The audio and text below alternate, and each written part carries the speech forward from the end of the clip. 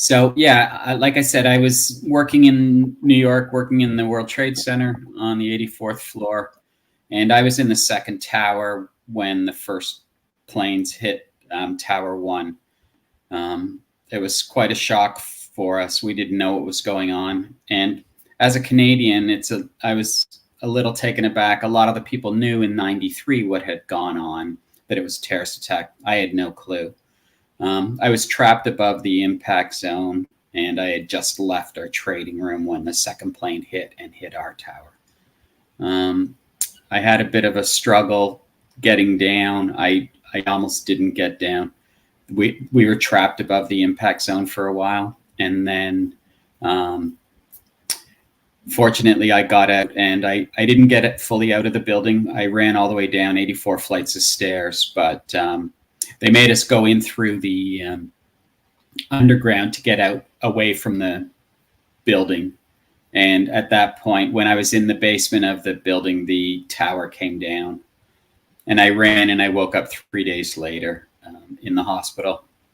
And I was hospitalized for quite a while. I had some broken bones and some burns on my body, and challenges with my eyesight, but I was alive. So it took me a very long time to get back to what we say is normal, but some sort of normal.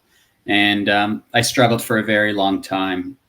I saw the good in people at that point, and just realized that I needed to help people too. So that's when I set up my consulting practice. And I'm originally a salesman, and so I understand the sales aspect, but then I turned more to a positive psychology approach and work towards helping people and organizations build themselves. So I've worked with real estate companies and marketing firms and all kinds of different manufacturing places just to get people to understand how they can improve their business. And it's through understanding people. And you know that I know that in some ways that sounds simple, but how do you think your experience has allowed you to help businesses now? Like what are some of the key things that you learned from going through such a difficult time? I mean, something that very few of us can ever comprehend what that must have been like, because the unknown, and then just running and yeah. So I had a very tough time, but I started to understand that in trying to see the good in people, everybody in this world is here basically to make money initially. But how do you do that? And how do you get a better ROI for yourself, for your company, for your people? It's just understanding people and taking care of people. And, the industry now, the manufacturing industry is really struggling, I think, right? With supply chain issues, with labor shortages and stuff. And how do you work on that sort of stuff? What companies I found is I'm a people person. And like you, Gail, I'm curious. And it's just like, what makes you tick? And I help senior leaders basically and their teams just to understand the group that they have with them. Does everybody understand their role within the organization? Does everyone understand what they need to do? And when I worked as a broker in the money markets, people really beat us up as young professionals or semi-professionals. They used to really drive hard to us and drive us hard. And they expected the harder they drive you, the harder you'll work. And that was true back in I don't want to say the 80s because that's how old I am, but it was. And now things have changed a little bit. And I think we are a more empathetic group of people, and we need to understand people and what they're doing, why they're doing it, how they're doing it, and how do we improve them. If you improve them, you see a better return for your company. Yeah, that is so important to that point you made about, driving people harder. It has a reverse effect. I always say it's it's a lesson I learned raising a teenager too. He's now a young adult, is that, sometimes pushing hard, or, well, even as a toddler, I went through the same lessons, right? Sometimes you push hard, you're just going to get pushed back, right? At some point Yeah. too. Exactly. But we're all products of our environment, and maybe that's how you were brought up. If you drive people, they'll work harder. It's like the analogy in sports too. If you put a tennis racket in someone's hand, they're going to be, Rafa. If you put a golf club in someone's hand, they're going to be Tiger Woods. Not necessarily, right? It's just some people think it's the way that you were brought up that you're going to parlay that into your work. But take a step back and look at the different generations now that are working in your environment. There's 5 generations working, right? People in their 70s down to people in their 20s. They all have different aspects. And you think about new immigrants working who come into a company and they work hard just to survive. And then there's other people who just work because they need a job. So you have to look at all aspects of the organization and understand what is your drive, what's your motivation, and how do we help you propel yourself so you're better and we're better. Yeah, getting to a why is so important, because I learned this managing a team. Not everybody wants to go up the ladder. Some people, and I found when I was building a team, it was really good to find people. Sometimes I wanted an admin person who was really happy being the best admin person and didn't want to, be anything different. Sure. And I couldn't have everybody that wanted my job either, because that wasn't realistic, right? So you have to kind of find what are people's whys. And yeah, and sometimes we don't have the bandwidth to do that. Sometimes it's a little bit challenging for an organization to get their whole team to figure things out. And that's where I come in sometimes and do an assessment on the organization and just see, these are where your biggest challenges lie. And they may be small challenges, or they may be some of your staff may be struggling internally. And how do we address those people so that the company doesn't go in a downward spiral? Okay, before we go further, I'm going to go over to our studio audience, because we have some people that have showed up and made some comments, and then we'll come back and I'd like to talk a little bit more about the sign up part of my process, which is all about mindset, and we can talk about that. So let's go through some of the comments we have. Now, some of the guests today, we do have people from manufacturing. We have Katie McDermott is definitely, she puts the fun into manufacturing as well. She's an amazing. She also does, though, a lot of serious stuff around research into manufacturing and what are the trends that people are searching for. Welcome, Katie. Katie is also really getting into utilizing social media, promoting, doing a new headshot. So, and I know we talked about that too, Ron, because I know that's a real sticking point for a lot of people. But Katie is stepping out. We have Inger saying hello. So I will skip over some. We have some networking in the comments, which I highly recommend for people to connect up. We also have Whitney here. Whitney is also a great supporter. She shows up at just about all my shows, as well as a few others we cross paths with, virtually networking. That is so valuable, I found, especially during the pandemic, to be able to connect virtually with people. We have Katie is tuning in from central Wisconsin. And then David Chrysler is my neighbor. He's right over in Michigan.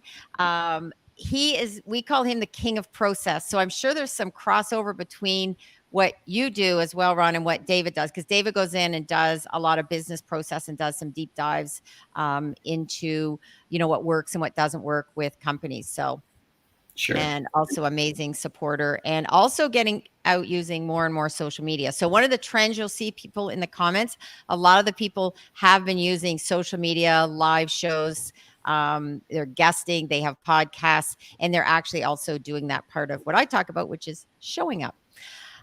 So we have some more back and forth, people saying, commenting. We have James Kunkel here. James is also from manufacturing, and There we go. It's a good story to share. Ron is an outstanding human. Yes, I would agree. I've had a few chats with Ron, and I know he is not someone who necessarily is going to, even though he's a keynote speaker and does this work and is a salesperson, he's not someone that is always going to blow his own horn. So I'm going to be blowing his horn today a little bit, because I am really fascinated, Ron, though, I've listened and read up more on you, and I'm really am fascinated by some things you've talked about around mindset and also faith. And, I'm a great believer sometimes in why do things happen, right? And then how is it that you're here, other people are not? And there's so many things in our world that we also can't explain sometimes too.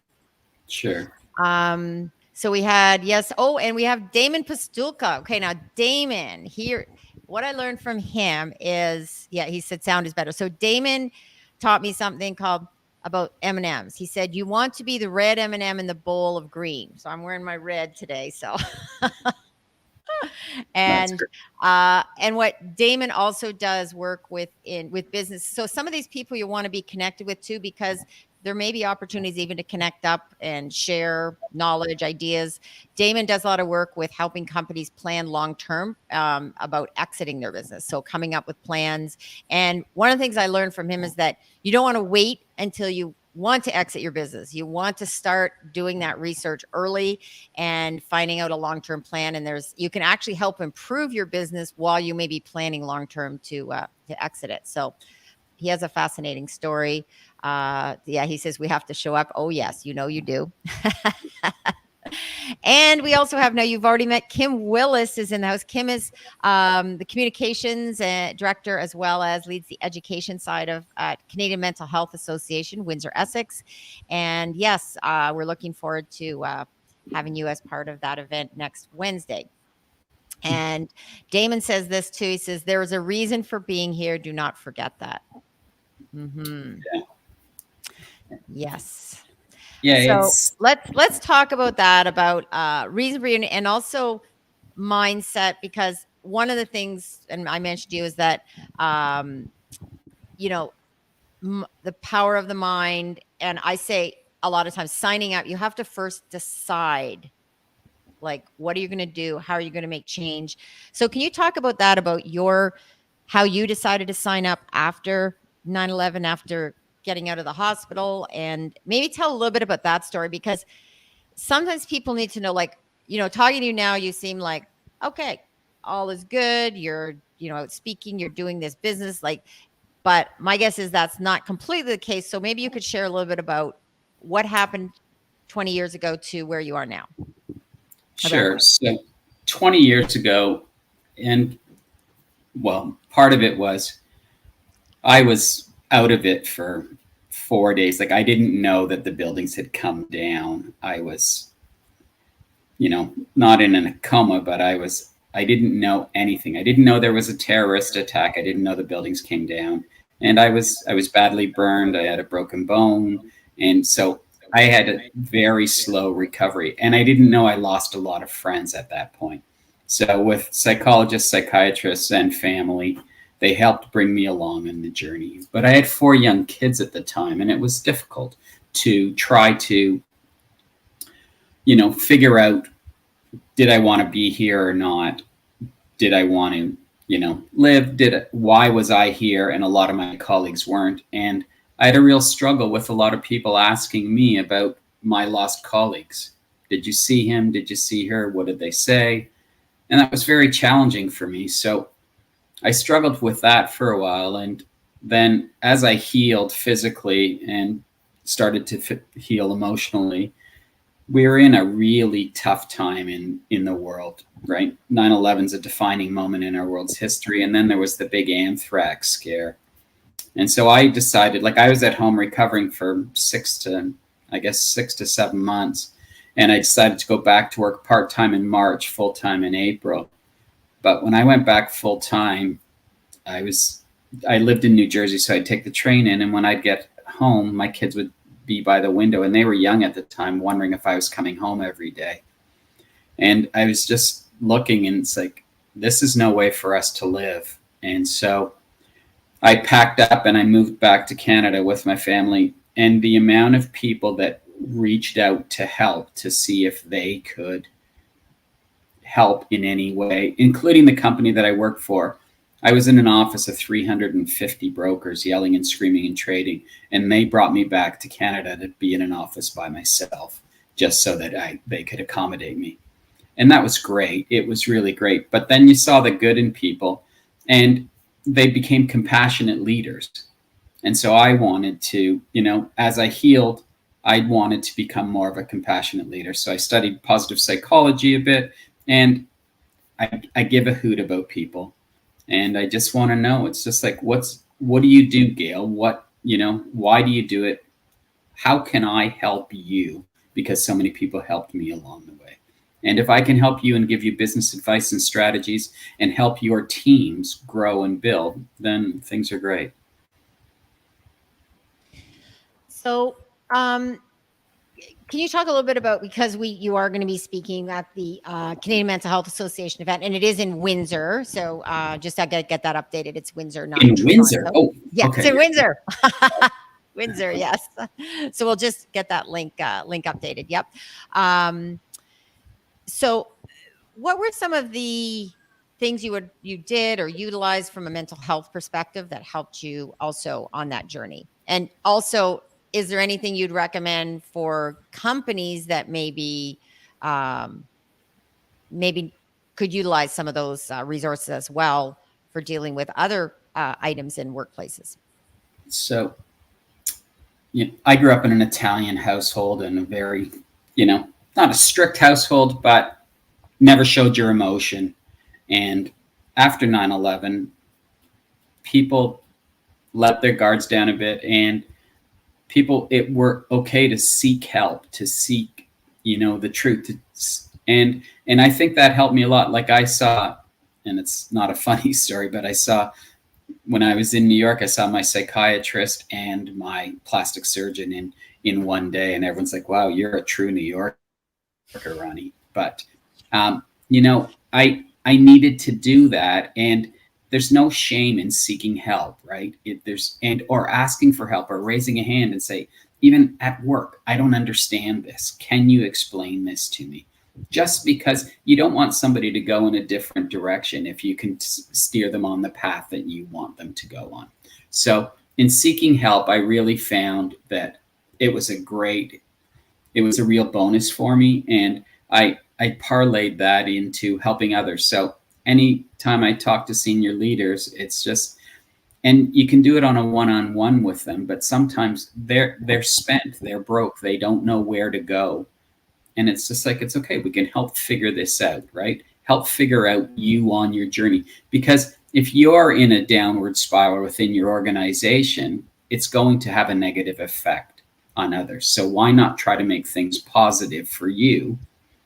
And what is that? Getting your processes worked out properly, getting your, HR team organized. Doing all these things helps the organization, but you can do it on an individual basis. And so, like I always do, I go into a senior leadership team, do a little workshop with them, and I either bring it down to the base of the company, or I let the senior team, work with their teams to filter down so that they can understand their staff better.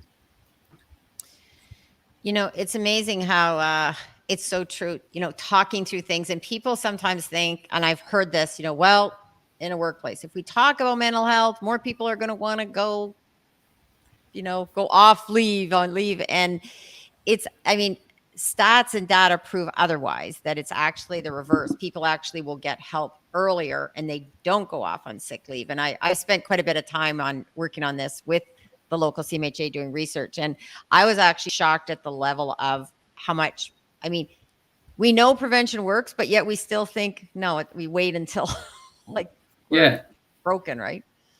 Well, and, we're all broken in some way. We all have our struggles and our challenges. It's just take the time to understand people and understand where they're at. And if you're punching a clock from 9 to 5, and I need to go because I have to take my child to a doctor's appointment at 4. Give them your blessing, and maybe they come back twofold and will work an extra hour or something. I know it's challenging to say that. It's just like, well, you need to be here and you need to do this, and these are our processes. And I understand that, but processes are put in place to help an organization. Well, maybe the process of changing something or adapting to accommodate somebody is still part of your process, but if you do an adaptation to help them, it may help you in the long run. Mm-hmm. Yeah, no, it's, I'm a great believer. I mean, sometimes, we have rules and structure and process, but sometimes you have to, adjust those rules and process. And I've been blessed to work for very successful people who had that exact philosophy where they would say, yeah, that's the rule, but that rule makes no sense right now. And you have to adjust it. And instead of saying that's the rule, and I always say there's a difference between equality and equity. Yeah. And I think too, like one of the things is that if you don't change your ways, then you're going to become a bit of a dinosaur. And if you think about everybody in the world now, everyone's struggling. We've gone through a 2-year battle with COVID, 2-year plus, and we're not out of it now, right? And so what do you do to accommodate somebody? You think about somebody who has 2 little kids at home and they were in lockdown, and parents trying to juggle working, if they were working in manufacturing, that they had to go to work on front lines there, and they had to take care of the kids at home. What does that do to you? What's the stress do to you there? It's challenging. So look at those people and accommodate and say, okay, we understand this was your challenge. Now we want you to, we're helping you.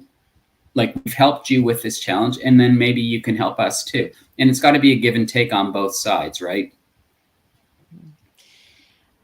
Going back again to your story, because I think people can also learn from, what would you say was the hardest thing to overcome when you were in, I don't know, a darker time, or the most difficult? Was there something that really was the most difficult hurdle to get over for you?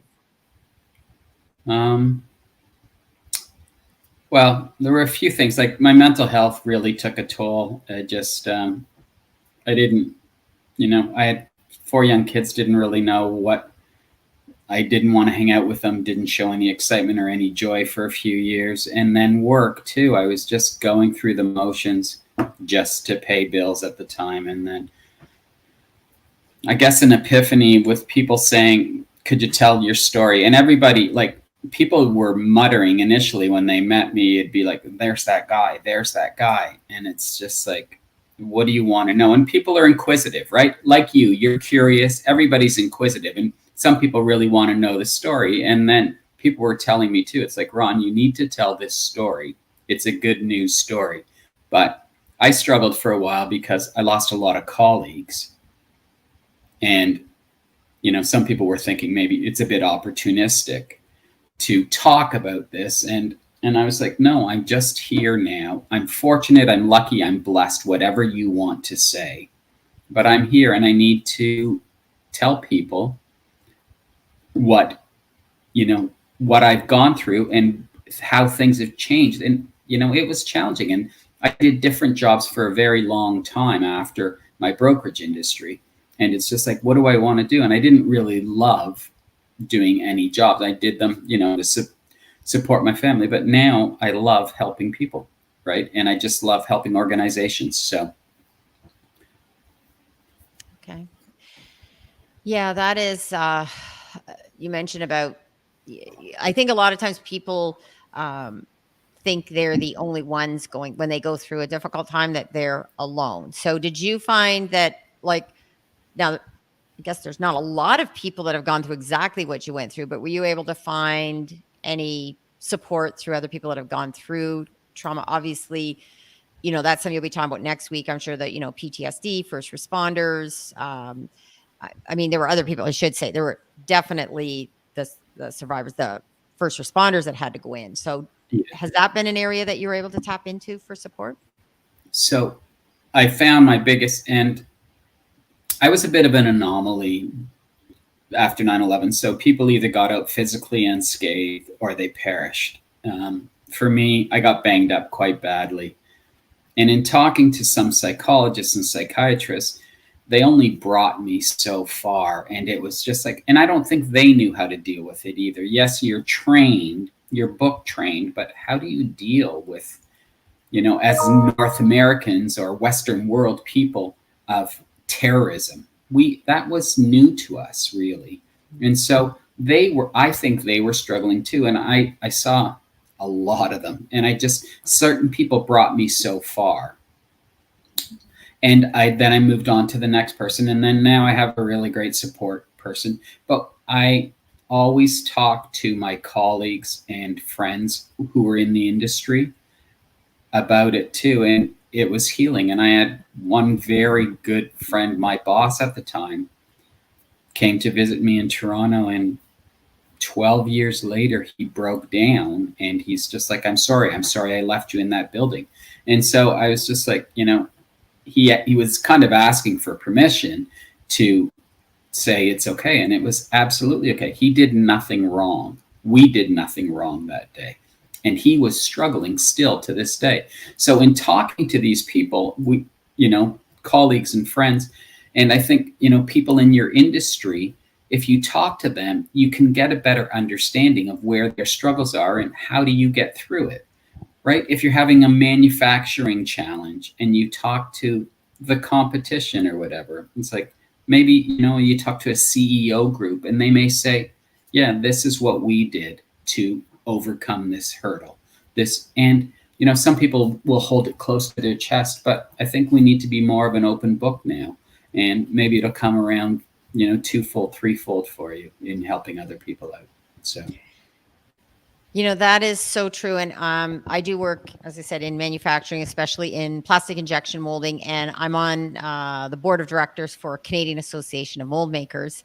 And our sister organization is Automate Canada. And one of the things that when we are meeting, and that's exactly what we do, it's sharing what's happening in the industry. And it's been so key for me in the marketing side of things also to understand the bigger picture of what's happening, because sometimes when we only see things through our own lens, we get very stuck in that this is only happening to me, it's only my issue. And in fact, there's other people often have gone through it, and they can help lift you up.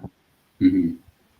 And I think the challenge is that we all have personal struggles, and then we also have work struggles. And sometimes they're intertwined, but, acknowledge that there's not one person on this call that doesn't have a struggle, right? And we need to acknowledge that and say, it's okay. And, I'm sorry you're having a really bad day, a really bad week, a really bad month, but get the supports you need. And I'm not saying, a psychologist, psychiatrist is the right thing for you. It may be reading books to help yourself, right? It may be doing exercise to help yourself. It may be listening to music. Whatever it is, you do something for you to make you better. Maybe you like to meditate. That's okay, right? But do something for you that's going to make you feel better, and you'll see, you become more productive in life and in work. So, yes, I had a recent guest on, Press Shaw, who talked about too, instead of like life work balance, he talked about weaving. It's about how you weave things together, because it's not like, oh, work's here, personal here, never the two should meet. Often they do cross paths a lot, right? And I'm sure yeah. Here's your work and here's your personal, right? Yeah. Everything's coming through this tool now. And as good as it is to have access, it's also a demon. Yeah. So, and I do work in this in social media, and I say it's, social media is the greatest and the worst. And as with anything, anything like that can also be, if you don't keep it in check and you don't have, again, a process, which also involves a process of how you're going to find that, way to weave in those two parts of your life. Yeah. So let's go to a few of the comments, and then we'll come back and talk a bit more about how maybe how, the showing up part. And I'd also like to touch a little bit on, fear of change as well, because that's something, encountering fear. So we'll talk a bit about that, because that also has an impact, obviously, in manufacturing, because, change is here. So we'll come back to that, but let's go through quickly. Now there's some longer comments here. I'm going to go through them a little bit quickly. We've had, here's a question that came up. I think this is where we left off, was with Kim had asked that she's spoken to many companies having a hard time recruiting and retraining good people. Any advice on that? And this definitely, Kim and I do some work with her on this, where we work with in the world of manufacturing and business in terms of mental health programs and workplace health and safety, because it's workplace health and safety includes mental health, not just physical health. So definitely, I'm sure Kim is hearing from people on this topic. So any thoughts that you could add on that topic? So I think the recruiting piece is challenging now, and I believe a lot of it comes down to people are unsure, and I think in the manufacturing industry it's tough too, because you've always been frontline, and a lot of people now are comfortable working from their homes. I think that's one of the challenges within the manufacturing industry. The other thing is that, and this is a tough one, but I just think companies need to make a profit and want to make a profit. That's ultimately what they're there for. And I think sometimes they need to reinvest in the people, and whether it's pay raises or, like, why would I work for, and a company I was working for, they were paying their staff minimum wage and they were doing a lot of contract work. Well, why would you do that if you could work at a non-skilled labor job and get the same pay? So you need to look at paying the people appropriately for what they want to do, and make sure that you create a good environment for those people to work in. That's the most important thing. Even if you're not rewarded a lot, if you're rewarded within your work and the company culture, it's very important. And people like that. And some people said in the company that had been there for years and hadn't had a raise in 7 years, and they said, it's okay, I like what I'm doing and I like the company. So you need to look at both aspects of it. Make sure you're rewarding people enough for the job, but also make sure you create a great culture and a great work environment for them to be in. Yes, that is, and it's so valuable. And that's part of, what CMHA has done, has actually integrated with some workplaces and talked to the HR people to weave that idea into workplace health and safety. Because health and safety, you often talk about, making sure there's no, plugs on the floor, and there's no, making sure all that safety, and then physical health, but mental health is also key to that. So progressive companies, I find, are starting to really add that in, because it can help the bottom line. One of the challenges, I think, for a lot of organizations, though, too, is if I put my hand up and said I'm really struggling mentally, a lot of people still have that perception that people will say, oh, well, Ron is damaged goods, let's move on from him. And that's not the case now. And sometimes you need to be open and honest. And I don't know, I think I mentioned to you before, and it's gross, but I get naked in front of people, and this is who I am, right? And this is and people understand that. And then you just see certain people, when you open up to people and tell them your challenge, your struggle, you see them coming to you and telling you, and then maybe you work together as a unit and help each other grow that way and solve challenges. That's great. Well, I'm sure that will also, we'll put the link up too. There is a link in the comments right now for that event next week, because I'm sure that's what will be talked about. And the Can-Am Police Fire Games is also the charity partner is Canadian Mental Health Association, locally here in Windsor, Essex. So really a great event. And the opening ceremonies are next Tuesday night here, and they're going to have Simply Queen. That's the plug for it. It's a great group. He's local, and he does a Queen tribute. That's amazing. So anybody that's listening from Windsor, Essex, you want to show up Tuesday night. So you might want to pop over there Tuesday night if you're in town by then, Ron. It's I gonna will be be, actually. I get in Tuesday, so well. If you like Queen, this guy is amazing. He looks like he has all the outfits. It's pretty amazing. So, that's fun. so we have. I want to go down to let's. Katie said, yeah, and Katie is definitely. She has a comment here that she cares. Definitely, she is someone who wants to offer, say, how can I help? I want to know about your pet, your mom, your dreams and ideas. And we definitely need the Katies of the world, because Katie's one of those people that definitely, is asking about how people are doing. And I always say we need more people like this in the world that really lean in and say, how are you doing? And help brighten your day. Katie is one of these people that always brightens my day when I see her posts or see something on Instagram. So, and again, that goes back to the power of telling your story, sharing your story, because people like Katie and people like you, Ron, it's really important that you show up, and because there are people listening today, and I know there are people that are, gaining some insights. And every time when I hear someone that has a powerful story that's sharing it, I celebrate that as I said, as a recovering journalist, because everybody has a story, and yet so many people want to hold back from sharing it. So Yeah, and I don't blame them. I just want, if I can tell them my story, and if they want to open up about their story, to get the help they need. And we're all products of our environment. We don't know what people were like, how they were raised, what their work environment was like previously, and coming in, and you see them, it's just like, why does he act that way? Why does she act that way? Why do they act that way? They're products of their environment. So not change them, but help them to help themselves. yes, very, very true. And I will stress, when I'm saying that, about sharing your story, you're in control of what you share, how much you share, Yeah. and you are still in the driver's seat. Even, and I'm a big advocate, obviously, for using social media as a platform to help do that, but there are lots of other ways as well. So it's not the only way.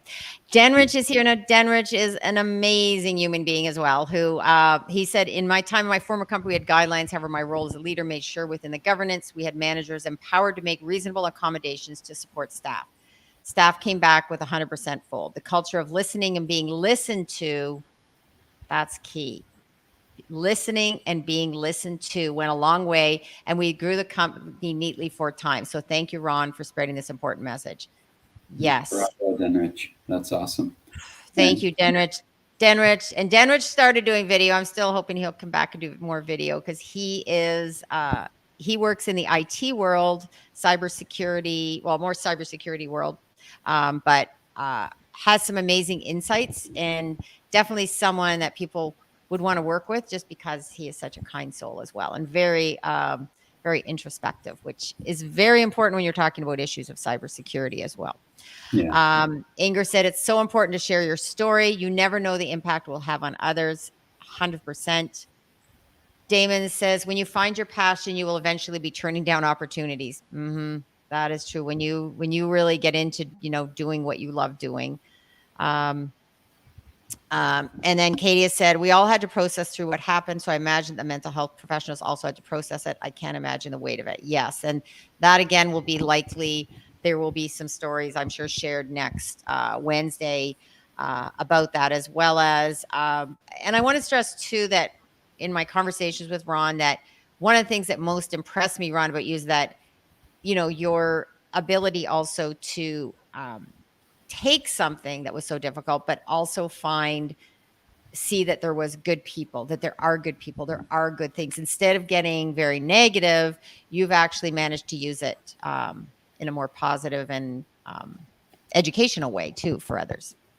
And I think that's mindset, right? It's just, you can have, and I don't know if you've read Carol Dweck's book, Growth Mindset versus Fixed Mindset. And so, right, and people, if you have this much water left in your glass, to me, my glass is still full because I have something to drink. Whereas a lot of people say, oh, I only have this much water left. And it's like, yes, but you still have water. right? And you look at Yeah. first world problems or challenges that we have, but you need to look and just understand people for where they're at and just try to help educate people. And now too, like I think we're really seeing this in our world globally now, is the political divide. Mm-hmm. And that's challenging for a world. It's just, and I think during right after 9/11 you saw the world unite, and now we're seeing everybody, it's so divisive, and I don't think that's healthy for us. No, I am. I have to continually work on because I tend to be, positive person and see hope. But right now it's some days it's difficult. I really have to pull myself up and say, yes, we will get past this. We will overcome and go back to, and this is a good segue into, my son got me a poster for my birthday this week, which was a Ted Lasso poster. And, Nice. we share that in common, that we both have watched the show, and I encourage anybody watching right now to, if you get a chance to watch the Ted Lasso show. It is, I don't know, I think it's pretty life changing if you watch it, and can. There's just so many lessons in that show. It's every time I watch it, there's so much you can learn, and I thought they handled the issues of mental health also quite well in that show. Yeah. Yeah. Um, It is a tough topic to talk about, especially in a lot of industries. It's just, it's a lot of people have bravado, and especially for senior leaders, if they're leading an organization, it's tough for them to say, I'm struggling, mhm. because they've worked, some of them may have worked their way through the ranks, right? Like a bank teller that's worked their way all the way through to become the CEO of a bank. It's just like, you have to understand those people. It's just like they may have struggled their whole way and they've made it to the top, but they still may not know how to deal with things. And it's okay, right? Yeah, you're right. And especially in what I've, discovered, obviously in manufacturing, very male dominated, very, and historically that has been difficult. And I think things like, um, 9/11 and certain things that have happened have actually maybe opened the door to realize that it's okay to not be okay and to talk about it. Um, so Yeah, yeah, exactly. It's okay not to be okay, and it's okay to ask for help. And yes. I'm a firm believer of that. And help doesn't have to be massive help. It just could be little help, just to Hmm. point you in the right direction a little bit. And you think about when you're flying, they always tell you, and you need to look after yourself, right? But they tell you, put on your oxygen mask first, then put on those around you. So you need to look after you first, and then those people. That is definitely a good analogy, and one visual. I'm a very visual person, and I always try to remind myself of that, and remind myself, especially around other friends and people I know, especially women that are often investing so much time in work and family and home, and they're not sometimes taking that time to put themselves first. And Yeah. yeah, it's important. And I do want to add in the famous Ted Lasso quote, because this ties into that polarization and how we can make change. If nothing else, go watch the dart scene in Ted Lasso. It's on YouTube, it's a Walt Whitman quote that is, "Be curious, not judgmental." And that is, it's something, it's just so important to use curiosity first. And your line that you like to use, I'd like you to explain one of the things you often say about kindness. Yeah, so I always, and I when I do my talks, I always say to people, be kind, for everyone you meet is fighting a battle you know nothing about. And it's true, right? All of us struggle in some sort of way. And you may put on a brave face, you may be struggling inside. So it's just, I just tell people to be kind to each other, and hopefully it repays you. Yes. And it's about, having those tough conversations sometimes too. And I think sometimes people want to sweep things under a rug, or just, turn away from what I see sometimes is those tougher conversations. And often it's about, you know, asking how people are, how they really are. And, without being invasive, and obviously, yeah, pushing too much into someone's world, but sometimes just checking in on people is a really good idea. We did have someone here that says it's a LinkedIn user, not it. There is a LinkedIn user. I don't know who this is. So it's probably because they may have a setting set at private, but it says growth mindset. I also know where the water bottles are kept. Thank you so much for this conversation. I was going to add, yes, if my glass is empty, that means I got to go find somebody to fill it, which is usually a neighbor. And I remember when I first moved into my neighborhood, I needed an onion. I don't know, I was making something and I was like, and I'm not really near a store. So I went across the street and it's the funniest story there. I'm in a very culturally diverse neighborhood, right? So people tend, I guess, do a lot more cooking than I do. He came up with a box of like all different kinds of onions, red onion, yellow onion. Then I was like, so he says here, take one of each. And I thought, oh, I'm going to like this community. And, I've got to know them across the street. And it's just, that to me is that it's about willing to ask, those things. And of course, I am that person that will go, if I need something like that, I'll ask a neighbor and then they can ask me. And I often think about that as, if your glass is getting empty, remember, you can always ask for help from someone else. And yeah, exactly. Yeah, there is enough to go around. Katie dropped in a hashtag for something that's also for manufacturing, and maybe this will be a topic down the road. I don't know if they've already had a topic about mental health, but USA Manufacturing Hour is a Twitter chat. Now, I love Twitter. I use Twitter a lot. So there are things called, I don't know if you're familiar with this, Ron, but there's Twitter chats and then Twitter spaces. So there's a group of manufacturing people that get together Thursday at 2 p.m. Eastern Standard Time on Twitter and share information and knowledge and ideas and all sorts of interesting things related to manufacturing. And Katie said she's got a jet because she's doing a webinar. And there's also, I'm trying to think if there's probably some more live shows related to manufacturing. I didn't get a note about that, who might be on this afternoon, but I know James Kunkel has a show just before mine at noon. So there's lots going on in the world of, okay, LinkedIn users, Diane Byer. Okay, hello, Diane, welcome. Okay, well, we're nearing the top of the hour. And Ron, you know what? I always find with my guests, there's always so many more things we could talk about that we didn't get to. But I think I would really encourage people to reach out to you, connect with you through LinkedIn. You are also available as a keynote speaker. You will be speaking next week. And I encourage people to, learn a little bit more about you. And certainly if a business organization wanted to have you come in, I know you could help with the business development side process and also mental health, because your story is, it's so powerful. Thank you. Thanks very much for having me, Gail. And I wish the rest of you a great week ahead. And if anybody needs help, please reach out. And one last question that I always ask everybody is, how do you exercise your curious mind? And now I know what I do.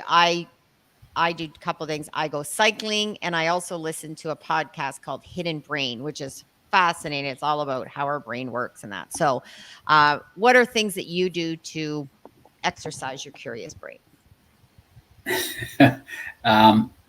I love music. I love exercising. I go for hikes, and I do cycle a lot too.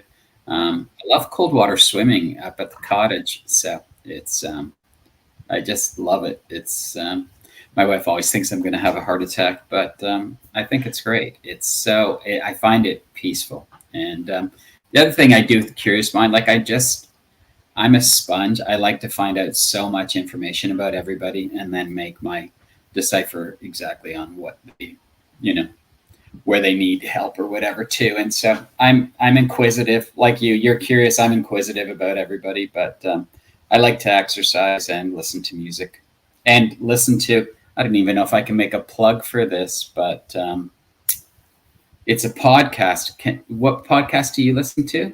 I listen to Hidden Brain. What one? I listen to a very light podcast called Smartless. Oh, Smartless. It's Will Arnett, Jason Bateman, and Sean Hayes. And it's very light. Like they have some really interesting conversations with a lot of stars. So it's quite enjoyable.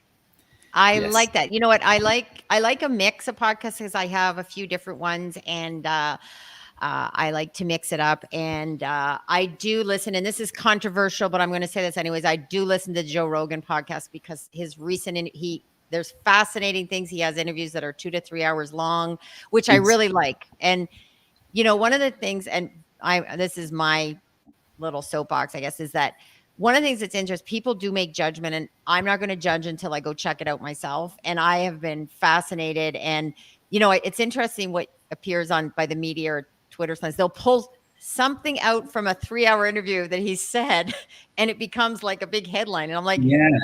it was in the context, like it was like it'd be like someone coming in and taking one thing that one of us said today and blowing it up as if someone said it's like he gave the State of the Union address on something. Meanwhile, he just said it in a comment. So, And the thing is, I find now too, there is no unbiased media, right? Everybody has a slant, which is yeah, unfortunate. Like when we yeah, grew up, I think, the CBC up here in Canada, just they reported the news and let you make your decision. Now it's just slanted one way, not them, everybody slanted one way, slanted another way. It's just like, can I just have the true facts and then let me yeah. make a decision? Yeah, it's a very complex topic. At one point, I may have to talk about showing up in that topic. It's and unfortunately, right now there's so much, again, controversy, and people are a little bit easily or too easily ready to attack sometimes. So, and even though as a former journalist, I said we need to again go back to the roots of curiosity and ask more questions, and I do that. So that's what I said.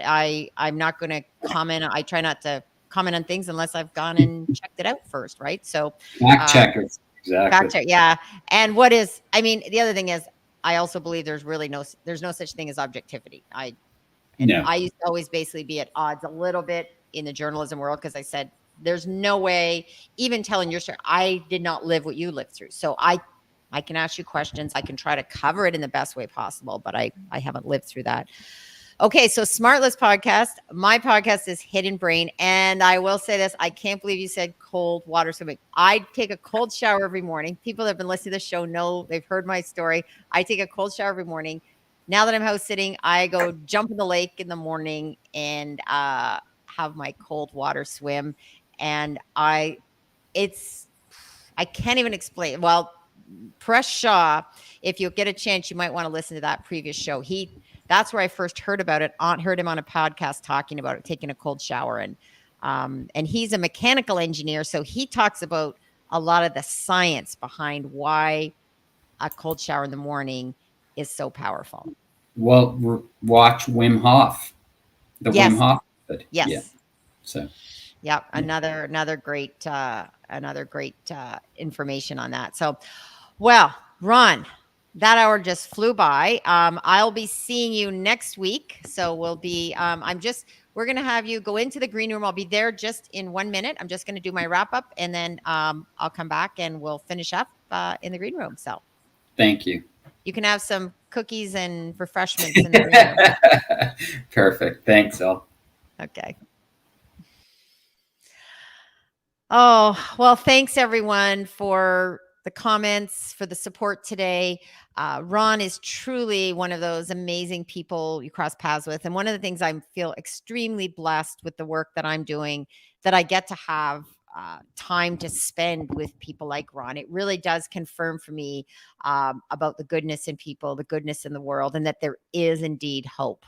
There is indeed hope that we can be kinder, we can be more curious, and we can sign up, suit up, and show up. And I love that, the people that are joining in today have brought such great wisdom. And I know I would encourage you to check out more of Ron's story. I know he also talks a little bit about, faith as well. And also in terms of, when he was going through that very difficult time on 9/11, there's a lot more to his story about what he experienced as he was leaving the building. He gave a wrap up today, but there's, if you really want to understand, going through such a difficult, horrific experience, and how you can turn it around 20 years later to be sharing a story that can help so many others. So if you want to follow me, you can find me here on LinkedIn. I'm also on Twitter as GailNow. I'm on Instagram, GailNow1, and I'm on TikTok as GailNow as well. That's where I just like to have fun. And I'm not doing anything too serious. I'm just exploring that world as well. And where else am I? A little bit on Facebook, but I don't spend a lot of time on Facebook. So I would say if you want to connect with me, the best places would be Twitter, LinkedIn, Instagram, and make sure you say hi on TikTok. If you see a video, comment, say hello. And I encourage you. Now we'll be doing a replay next week because I am going to be at the event where Ron is speaking, but it's going to be a great replay. You'll want to check in. And I look forward to future weeks where we have some other great guests as well. Okay. Have a great week. And hope you're staying cool if you're in this super hot weather. Take care.